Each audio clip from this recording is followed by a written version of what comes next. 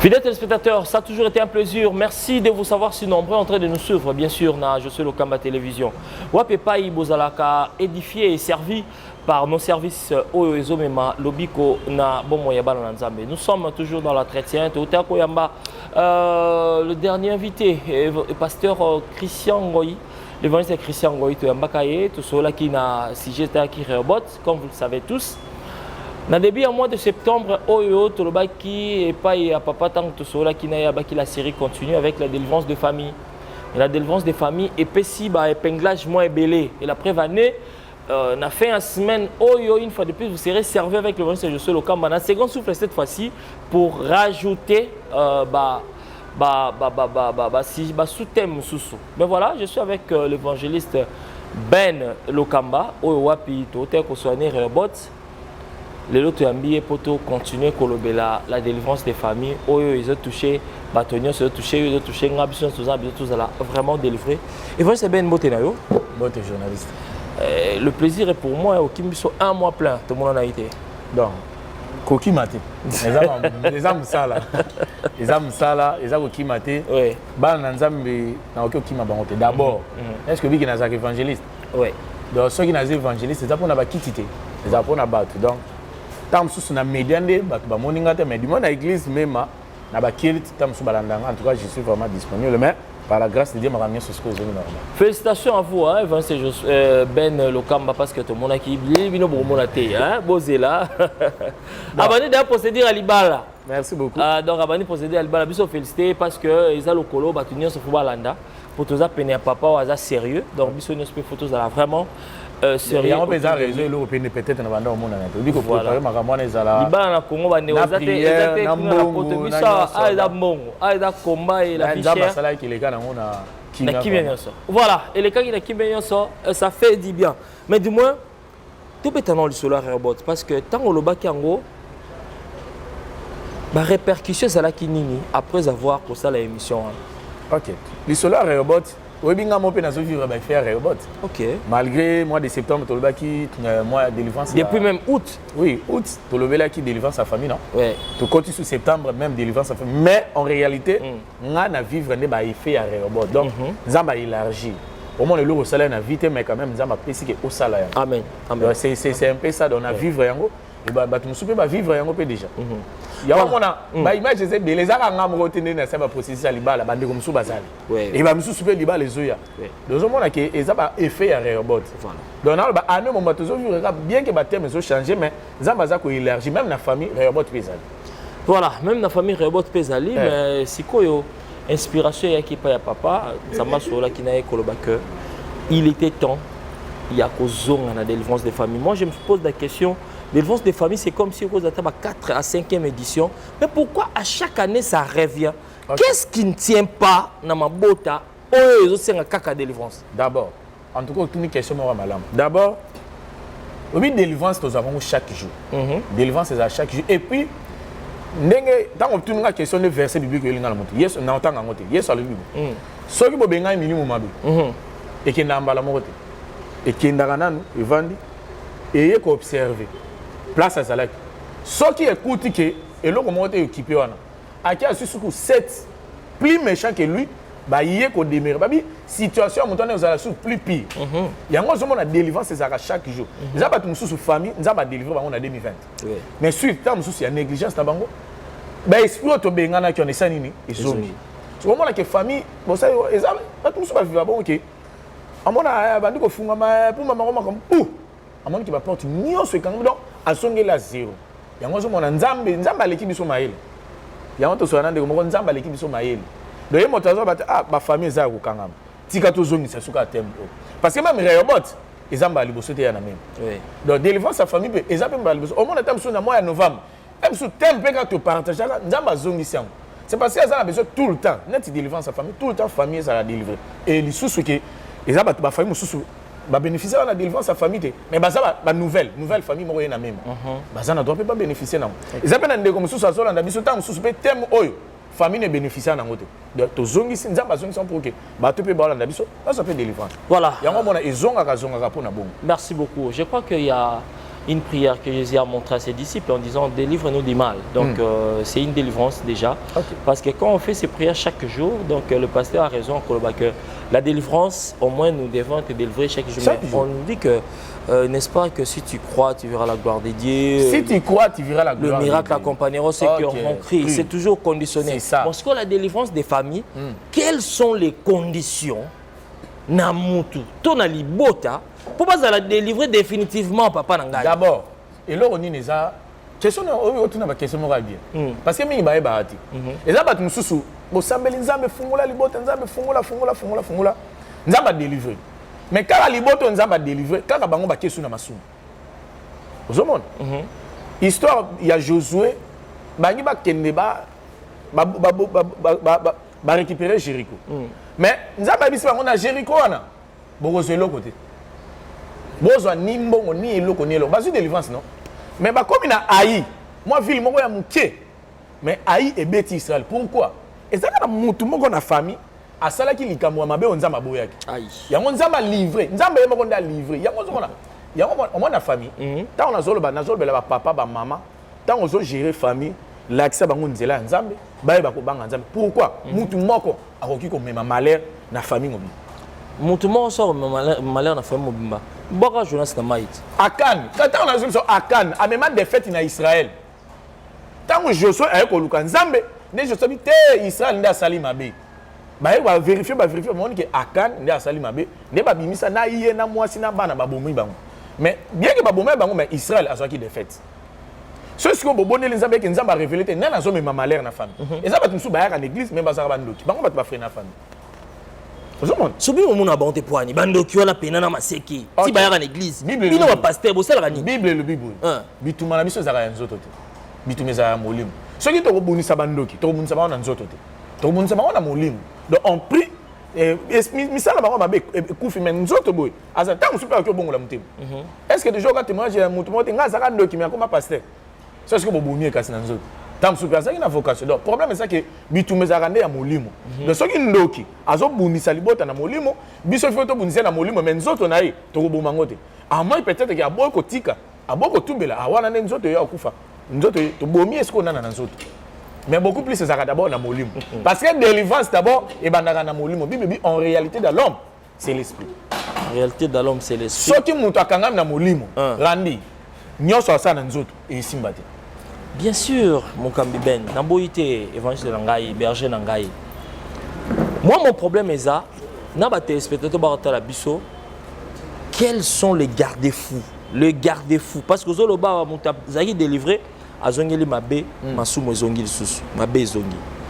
Garde-fou Nini Mutu faut à créer autour de lui, synergie, il faut Mutu créer pour conserver sa délivrance. Ok. D'abord, ça va point zébile. Bah point vraiment zébile. Son ami, là bas n'ako presse sa réponse dans ma point sur zébile vraiment ma casse. Mais d'abord il y a liboso. Et ça d'abord mutu andi milaye sur le rôle à mon conspire mobikis. Ceux qui déjà andi milaye gloire à Dieu. De deux, mutu fa tambo n'ako bang nzam. Parce que dans la histoire il y a Job nzam. Nzam a sauvé ta vie. Na scène mon mabele. Mutu a intègre le rôle à Job à cette. Donc intégrité à Job, n'est-ce que Job a la béni. Donc d'abord, condition de besoin de milliers sur le corps, il y a mis les alliés autant pour la sanctification. Parce que dans un genre, nous savons que celui qui est né de Dieu ne pêche pas. Il se garde lui-même et les malins ne le touchent pas. Donc, ils ont mis battre la yémo que Satan a aussi baité. Donc, les conditions d'abord, on dit il y a mis balé aux autres temps pour la nakobanga nzambe. N'a pas que ce soit vie de prière. Qu'on respecte ma dîme na ba offrande. Et on a pas point zébile. On mange mon temps respecter ma point haut. Randi, Satan a aussi maïté. Voilà, donc si je comprends bien Bandeko Balandi, Binobota la Bisso, on dirait Nyonso Sengakaka, tout le temps ça manassi à Mibé. C'est ça. Mais c'est quoi? On dirait Moutou Yemoko, a une difficulté à retamber la nation à Mibé pour la protéger. C'est quoi? Pour relaxer, pour Abandako respecter Mibé, pour à quoi il y a un enseignement? Le problème est ça, je suis des enseignements. C'est tout le temps nos versets. Ok. Bible est un proverbe. Maintenant, rapidement. Bien que ça m'a mouvement tout le liberté de délivrance sa famille mais c'est important que yoka. Proverbe chapitre Proverbe chapitre on l'écrit déjà. Proverbe chapitre 6. On a peine boire coup d'un côté dans ngai. Bien Bible ango. Proverbe chapitre 6, le verset 20 à 23. Alors, Bible, mon fils, garde les préceptes de ton père et ne rejette pas l'enseignement de ta mère. Lis-les constamment sur ton cœur, attache-les à ton cou. Ils te dirigeront dans ta marche, ils te garderont sur ta couche, ils te parleront à ton réveil. Car les préceptes est une lampe et l'enseignement une lumière. Babi ba précepte est la lampe, enseignement est la lumière. Parce que batumi ba ta mona molili pourquoi baza enseigner té. Baza na ba précepte, oh précepte est la lampe. Donc il faut ta mona na nyoso mi bale. Donc aux autres mona lampe, autant mo pe na lumière. Or, eza ba tumsu ba ta mona lampe sans lumière. Mais appelle ça nini? C'est ça, et on peut l'atter.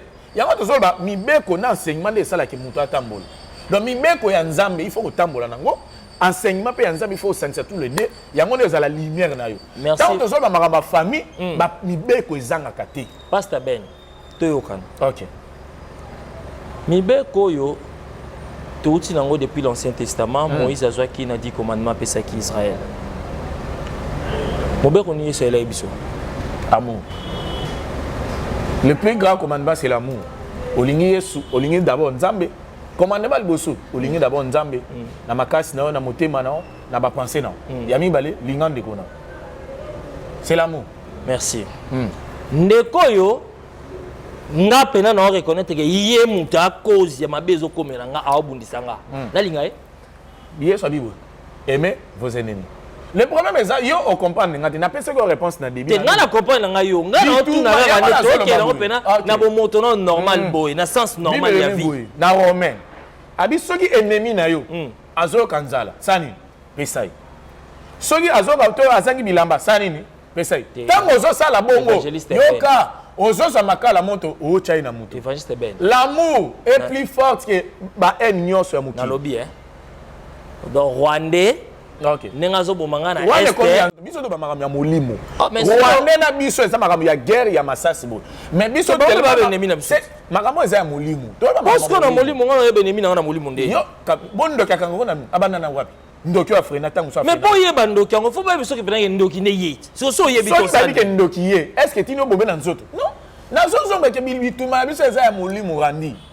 En réalité dans l'homme c'est l'esprit. Non, moi tek muto za santé malamu mais esprit ne bakanga. Ngai nazo souffrir na biga muto sa mabe yeyo allez bible lo bina linga e parce que soki obomi na nzoto nde ozu délivrance peut-être bitumbe si non makambo za molimo eza batu mususu eza famille mususu ke papa azali na kisi mais azo ba nenyo sakanga papa akufa bana bakanga mande na molimo bakanga na nzoto nzoto okotambola na yo mais tellement zane makambo molimo papa okoki kokufa mais makambo ya sala na molimo loko leza ekokanga kaka yango problème eza na bana d'abord ko ça la prière na molimo so ko délivrance na molimo en tout cas na nzoto za na ngolo. Voilà, so délivrance na molimo na nzoto zeroté juste le kamba faut tel absolument parce que biso to beta chronomètre 30 minutes. Amen. Voilà, toujours qui est malembe. Et alors pasteur Ben, une chose aussi, cette délivrance des familles à quel but et quelle influence aujourd'hui au sein de l'église? OK. Délivrance au la famille d'abord ils en attend à verser. Acte. Parce que bit na biso yango acte chapitre 16. Na bani la verset 30 à 31. Il les fit sortir et dit: Seigneur, que faut-il que je fasse pour être sauvé? Paul et Silas répondirent: Crois au Seigneur Jésus et tu seras sauvé, toi et ta famille. Amen. C'est ça le but. Le but, il y a les bossos d'abord, ils allaient, tant toujours la délivrance à la famille, famille, à la sauver. Toujours la note peut-être mis tout cas, et aujourd'hui, on a six mois à voyage, mais d'abord, au moment que papa, maman, bana, bah chrétien, bah véritable chrétien, et que le ceux qui enlèvent, mais ça, bah ça sauver. C'est ça le but. Aujourd'hui, le but, il y a les bossos d'abord, on pense à dire, crois au Seigneur Jésus, tu seras sauvé, toi, et ça, il y a mon côté. Il y a un autre fondateur d'une église, tant que vous avez sauvé, tu es appelé à la sauver. C'est-à-dire, si vous avez dit que vous avez ndumba, tu es appelé à ndumba. Ou à mela masanga, tu es appelé à masanga. Ou à ibaga, tu es appelé pour que binonyoso vous la sauver. Bital bosso yanga. Et ya mi balé, c'est ça famille peut pas bala. Famille peut aussi peut la bosse appelle en bon parce que Bible dit l'argent répond à tout. Et non que toi ça une famille pauvre, j'ai déjà sol na juge. Abi ma famille est la plus pauvre. Malgré ba binza mais ma base la plus pauvre. D'abord, ceux qui famille sont sauvés, des deux. Voilà, en tout cas, rendu son ami, comme on a millions, ils ont les soumis. Voilà. Comme on a milliards, ils ont les soumis. Comme on a millions, ils ont les soumis. Mais dans la sainteté, dans les seigneurs. Là, c'est pas un bon, parce que pour compléter Malobamosa, la vérité de l'éternel enrichit. C'est quoi? La bénédiction de l'éternel. La bénédiction de l'éternel. Qui enrichit. Enrichit l'homme, mais c'est sûr, donc un chagrin. C'est ça. Donc, au lieu de la main à la toilette, na boutou, na ke luka mutalibo mana zamba na mona jour na kasavubu. Na cimetière kasavubu, patron zo bonde la mutalibo mana ba policier, ba tikela mutalibo. Hein? Mbongo ndenge nini oyo? Bani ba lali pongi, mais yo zo souffler na boutou. Donc, mais vona liama tembe na kimia ke ngombe na mikaka. Nzambe pas au pamboula. Nzambe pas au pamboula. Donc, c'est comme ça l'ambiance de la chrétienne. Nous sommes là avec la délivrance des familles et surtout, c'est quand même l'homme de Dieu, le pasteur Ben, l'évangéliste Ben. Lokamba, mais alors, quelles sont les pistes de solutions actuellement que vous proposez dans le Nzambe au Bazio Kazotala? Ok. En tout cas, piste à Liboso d'abord, c'est d'abord prière. C'est prière. Prière, c'est clé à Nyos. C'est la nzela musute sur tel à Tikela Biso où il est qui le sam. Il y a une prière on a compris la raté. Tu peux cet exemple. Bande on a ça bima. Bon ba sembela ming na psom. Bande on a ça qui mangiste. Bango ba sembela kaming historiquement na Exode doit parler beaucoup plus na bitumba Exode, il y a Israël. Bande on a biso ba musulman ba zape na style na bango ba kendara du côté Coran, mais bango ba zaka beaucoup plus pratique. Les chrétiens maintenant, les chrétiens c'est comme si biso to ganga kaka ganga salaboye baluka beta surtout église de réveil parce que les chrétiens catholiques aussi ont leur manière de prier. Mais batona nyo so romona na ba religion ba bouddhiste ba nani batunyo so on dirait nzambe pas exaucera bango selon ba désir na bango. So pour nini ya ba Christo et où mela? Ba Christo pe nzambe pas ya no la pe bango.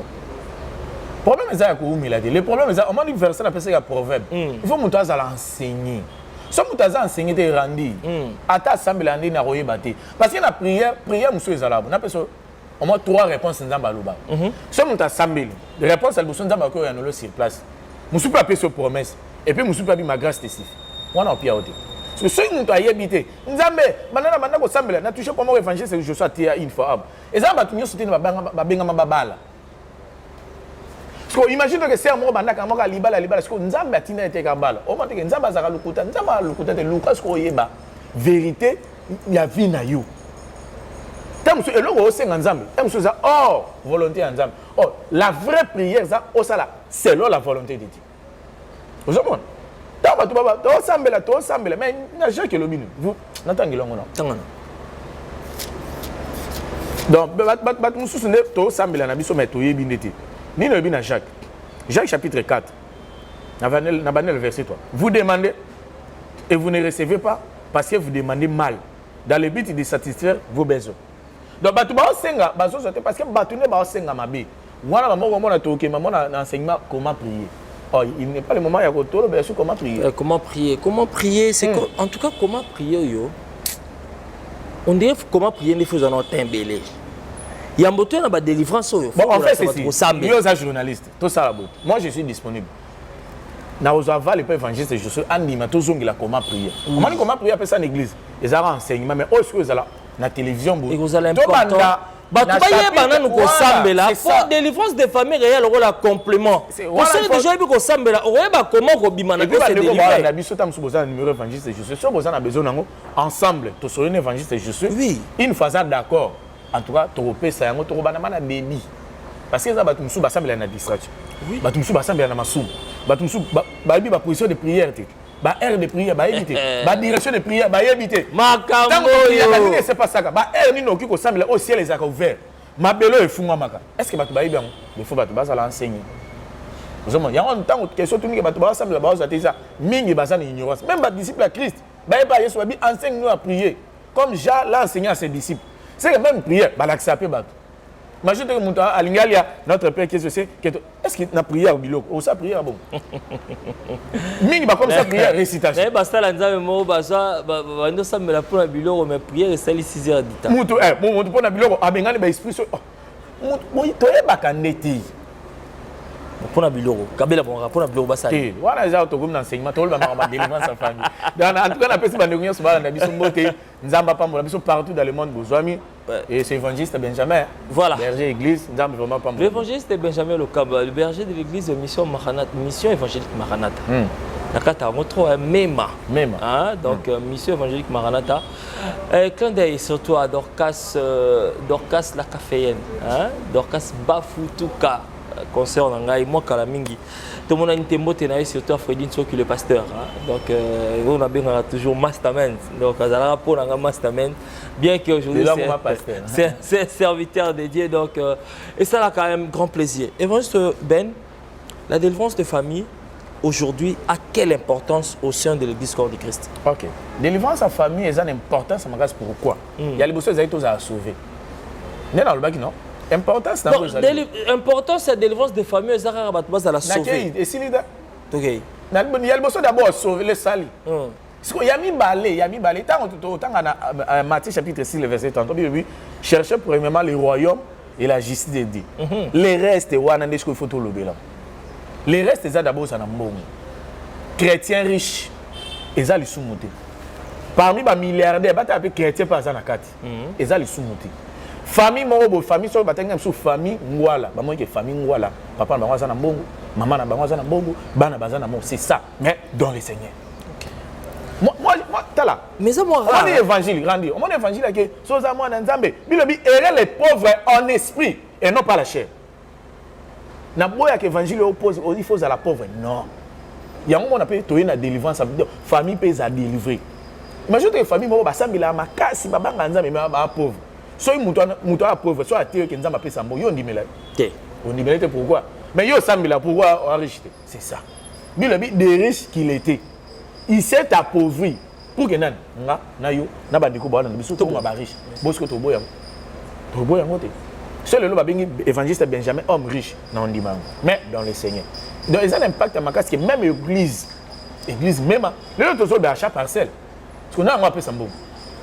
Achat parcelle, c'est quoi hein? Moi, je sais parce qu'à tout moment, il y a trop de programmes. Achat parcelle, pourtant, si ma église est en 4 ans, 4 ça mais une partie en Nambu. Bien que aujourd'hui, je ne sais pas bon. L'état financier, il faut retourner à pasteur dire qui c'est où là, côté non, mais on a vu que c'est important parce que pourquoi ma famille, on a vu en France, en États-Unis, en Afrique. Parce que avec la vie difficile au Sénégal, partout dans avec cette vie difficile qu'on est en train de mener, la pénurie d'essence, tout le monde comment même dans le Congo central, causer calculeur que l'essence c'est quoi qui.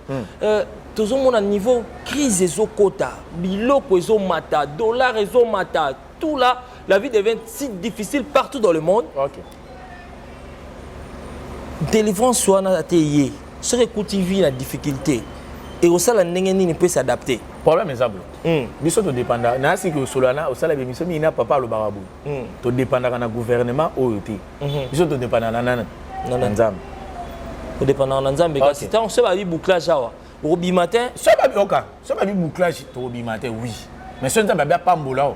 To ça na confinement awa. Confinement église to sambela tesco. To bano vivre ndengeni.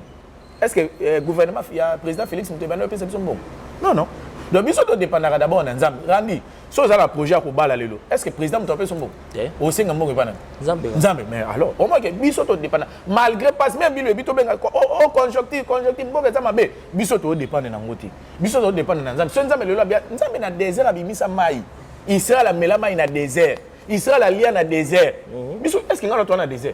Dans le désert, mais quand même, Nzambe a ça que tu vivre toujours. Il y a un peu de malgré pas ses alliés, mais tu dépends de Nzambe. Tu dépends de Nzambe. Bakanga ba porte, Nzambe au fond la porte mususu. Mais le tout monde m'a boté belé pe lembi, Jésus ba découragement suite à ba comportement ba sala Nzambe. OK, ba sala Nzambe lelo ba commis ba problématique, ba sala Nzambe ba sala ba nini. Ba sala en tout cas, on ne comprend plus rien. Bon aussi ko bateau ningi wana bomuna lelo ba découragement. Ba ko ya verbino ndenge nini aussi longtemps, ma be koti mingi. Le problème est ça. Même hier sur le bas. Plusieurs prophètes, prophètes, docteurs, mais indice mon yo s'appelle ça beaucoup on a nini na ba œuvre na ba œuvre na ba on dit c'est ça vrai ou ça faux et d'aider la question autour Pour moi nanzambe on est véritablement nanzambe akoki jamais kolemba ko sambela akoki jamais ko pengwa pour na pasteur to akomi musicien pour na pasteur à sainté pour na pasteur à sali to buzoba non to ndimela ba pasteur te mais to ndimela nzambe. OK. Donc il faut to ba ki to ndimela pasteur akoki ko pengwa les salaires za individuel même yeso abi wa lingala na asani ame makroa na ye ame makroa pasteur te donc croix na yo ne rando comme matina suka abi celui qui persévérera jusqu'à la fin sera sauvé.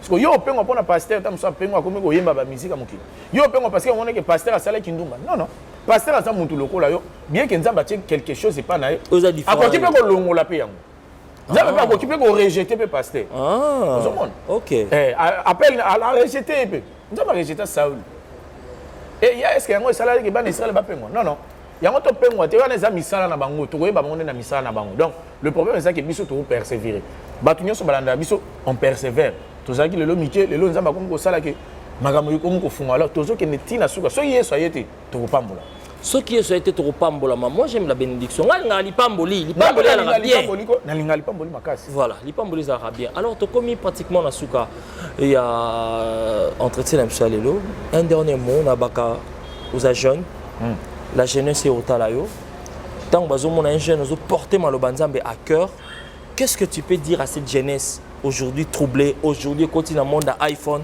aujourd'hui continue à showbiz, aujourd'hui le monde continue à vitesse mususu. Cette jeunesse-là, au rôle de parce que tout ça des défense des familles. Merci beaucoup pour nos jeunes. On a des jeunes. Dans 2000 ils sont à 17 ans, des mineurs. Si les lots rendent, natika la pengwate, natika la kosa buzo bate, malgré ba erreur et ça le quoi batunyo mais na rejeter ma manzambe. Jeunes yo sazola nanga, question mo na otuna. Bando bani ko sala ba iPhone, bando ko sala buzoba. Qu'est-ce que tu as gagné? Au gagné ni. Aux iPhone, au gagné photo. Au gagné ni. Ça n'a pas de sens. Donc, le problème c'est que paie sa vie nao, nzambe. Paie sa vie nzambe. Tika mabe. Parce que biso yon sur le lot. Tu as référence pour les jeunes musus. Ils appellent les jeunes musus le lot. En tout cas, berger ngama na zara le là. Parce que je travaille ma casse l'église na modéra, na théâtre, na beta kita, na salle à lecture, na pesa ba communication. Comme ça yon sur la église. J'aime ça. Et nous avons orienté, nous avons intercession, vie de prière, c'est ça. Et on peut jeter dans la Kinshasa. Nous avons partout. Et ça, la Bible, dans l'Ecclésiaste chapitre 12, verset 1er, jeune, réjouis-toi dans la jeunesse. Mais sache, un jour, jugement. Merci. Devant Zambé, jugement. L'action m'a mis sur ça là, au moins qu'ils en ont l'importance. Il est temps. Bon, la sonne écran LED Yanzambe. Tout ça, j'ai mon frère Jos. À ça, la paix iPhone. Mais à ce moment, on a bien. À 100 000. Tout ça, on a basé à Davina. Bah, ça va iPhone. Mais on a ce qu'il y a bien. Le problème, c'est que ça, l'iPhone, ils ont embêté. Net ngazara tonton Rani Motorola. Le problème, c'est que ça, l'iPhone, ils ont embêté. Mais c'est le Motorola marque. Condition ni no cause l'iPhone. Eh ma sœur, condition ni yo cause l'iPhone. Na mi bala bande ya bato. Na ba on mari. Et ça peut être jeune, bah c'est la iPhone, bah tu m'as na maman mikolo. Condition bon des âmes mais iPhone, ils ont embêté. Papa je sais, à ça l'iPhone non. Est-ce que azona nenga mabe? Donc mi tout cas, ils ont embêté mais condition ya ko zoela nde siko to lobe. Soko zo na nenga malamu, gloire à Dieu. Mais na nenga mabe na opexio te que jeune lokola yo, tika yango nzambe akopa journal sabi auto ko loba. C'est la bénédiction de l'Éternel qui enrichit. Mais na simanango, chagrin ya raté. Mais à Satana, et ça na temps moko boy. Egoyinde là. Arotuba otonga. Frère Pichu Manzaï, Satana sort la personne à gauche. Il va que droite que toi kangilo likofi. Arobeto botu kao. Mais Nzambe a personne na bien et puis a battu lui. Donc c'est un peu ça. Jeune sœur, jeune frère, inutile, il y a aucun amukil. Il y a pas Nzambe a obiksa. Voilà, inutile aucun amukil, il y a pas Nzambe a obiksa. Repentez-vous. Tout bon on est solo.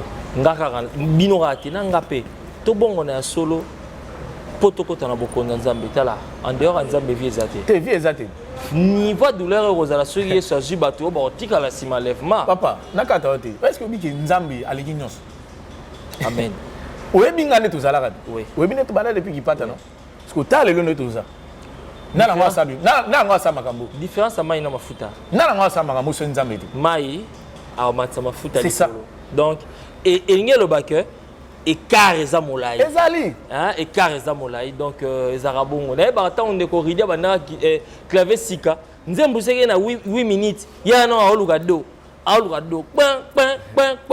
mais lelo attaque ngi misu c'est beau télé clavier et que do ça reza koto donc ça a bongo la vue et évoluera malembe donc ils ont vraiment bien mis alors tu connais pratiquement nasuka émission na biso qui entretien lelo mais dis-moi une minute au sambela pour le public aux gens qui chantent au Rwanda. D'accord. Avant la sambela, na nabi ba numéro na ngeza affiché, numéro na ngeza affiché WhatsApp, appel, bobé na bino message et na profiter pe ko lobaki pour na bateau. Obi bana to sala émission ki bandaka na lobaki soki mutu azi évangéliste je souhaite à contacter Ngarandi comme un problème. Imagine que ngana zana ndako même mutu bengaka papa kenemba mo papa na la posana. Donc et comment vous déranger papa mon tuteur na posana. Mais eza musala ngana boya yango. Voilà.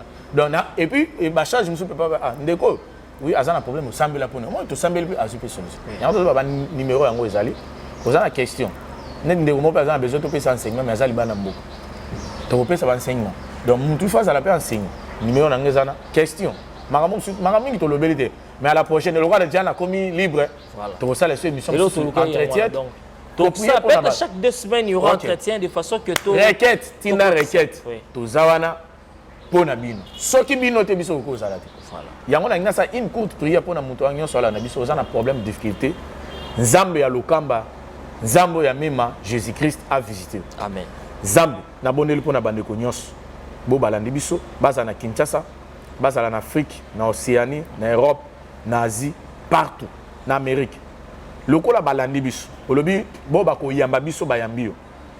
Kota na vie na bango, kota na famille na bango, o délivrer bango financièrement, matériellement, spirituellement, peu physiquement. Bo bazo bela, babik au nom de Jésus. Bo bazana bazo luka mbong, papa yono pesa kambong, pesa bango mbong. Pe au résoudre ba besoin na bango nyonso. Na kombo na Yesu maloba nanga muto a changer te on a déclaré le colon na bino etikali bongo na kombo na Yesu nde na bondeli amen. Amen. Merci beaucoup. Hein. Merci à Evans Ben Lokamba pour l'entretien. On se retrouve prochainement, je crois, avec le même plaisir. Soyez été. Bon, bon. Soyez dans un soutien. Amen. Soyez dans un soutien et monsieur Tskelga. Mais soyez été. Prochainement, Tokutani. Bye bye.